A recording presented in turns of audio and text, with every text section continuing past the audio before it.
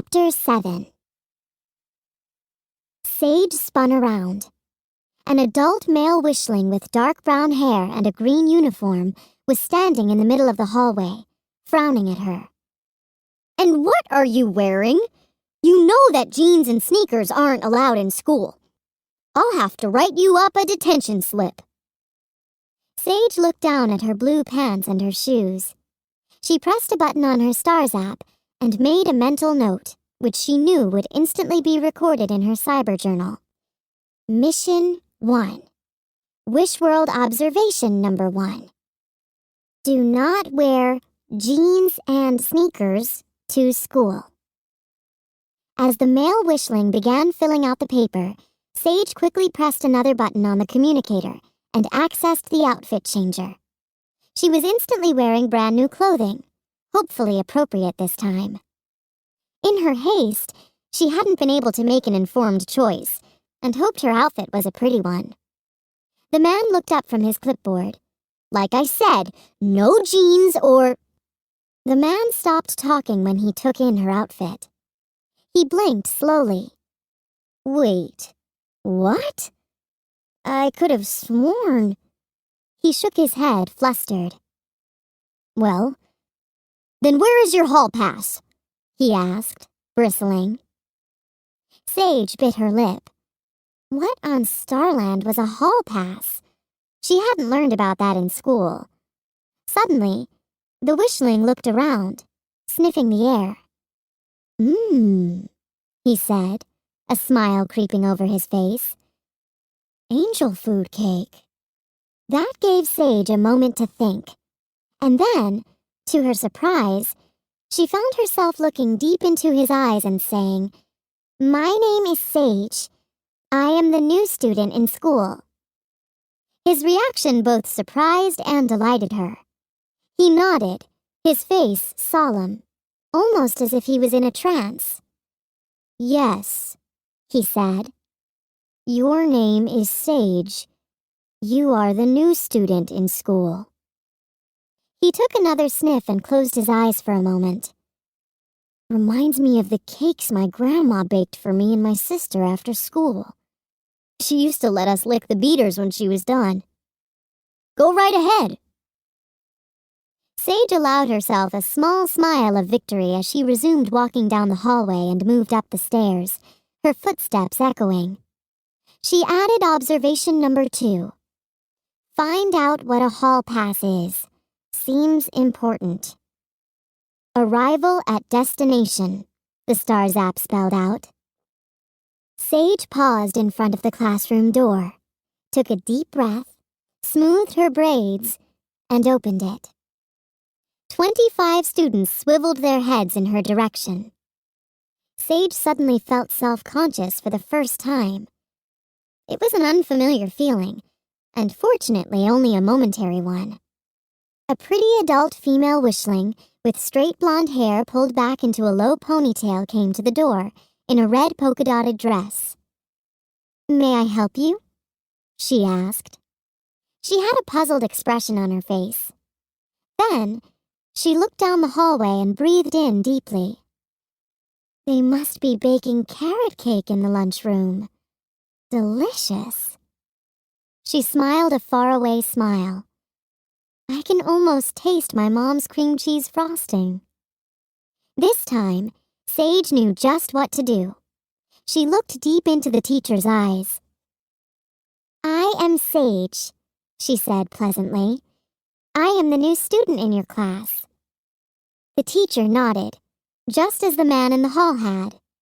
"You are Sage. You are the new student in my class," she repeated.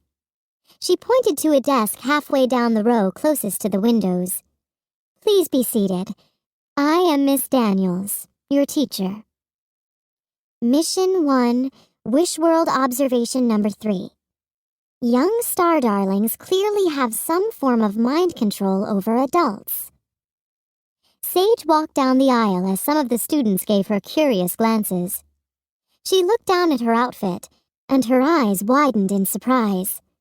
In her rush to change, She hadn't noticed that the outfit changer had selected a bright green and blue striped top, an orange skirt, and bright yellow leggings. She looked down again. And red and purple shoes. She grinned. She looked like a rainbow. Well, at least I'm very bright and cheerful, she thought. A couple of the students tittered as she passed. "Class," said the teacher, "there's no need to be rude to our new classmate." "Nice backpack," said a boy. "But why isn't it on your back?" Sage looked down at the bag, which she was wearing on her chest. "Oops," she said. "I guess I thought it was a front pack." The class laughed, but in a nice way, like she had made a joke on purpose. Sage grinned. She was off to a good start, completely unintentionally. Sage stepped over a boy's outstretched legs and slid into the plastic seat, resting her arms on the desk that was attached to it. John was scratched into the surface. She waited for the seat to adjust, but it stayed the same. Hard, plastic, and uncomfortable. That was observation number 4. Wishling chairs do not adjust. She glanced around the room, wondering which student was the wisher. Her wish pendant was glowing faintly, proof that her wisher was nearby. Was it the redhead with the freckles? The pigtailed blonde staring into space? The one with jet-black shoulder-length hair who was gazing at her curiously? It could be anyone. Miss Daniels resumed her math lesson. She took a red writing utensil and copied numbers and symbols on the smooth white surface that ran across the front wall of the classroom. "Now, who wants to take a stab at this equation?" she asked. Sage sat up with interest. Would a student actually stab it? Now that would be an interesting observation. But to her disappointment, no one did. "Come on, guys," said Miss Daniels. "Someone come up here and show Sage here how good we are at long division." No volunteers. 291,606 divided by 371, Miss Daniels said. "Remember, dirty monkeys smell completely bad. You must divide, multiply, subtract, compare, and bring down 786, Sage said automatically. The students stared at her with looks of awe on their faces. Sage felt a flush of pleasure at being the center of attention, this time in a good way. "Sage, we must first raise our—" Miss Daniels's voice broke off. She looked down at her book. "That's right," she said slowly. She wrinkled her brow. "How is that possible? Are you using a calculator?" "A what-ulator?" asked Sage. The class giggled in unison. Miss Daniels narrowed her eyes, then looked down at her book again. 50,193 divided by 99, she said. 507, said Sage, though she was getting the feeling that she should just be keeping her mouth shut. She started to feel uncomfortable as she realized that everyone was staring at her even harder. Sage sank lower in her seat. All that attention couldn't be good. She was supposed to blend in after all.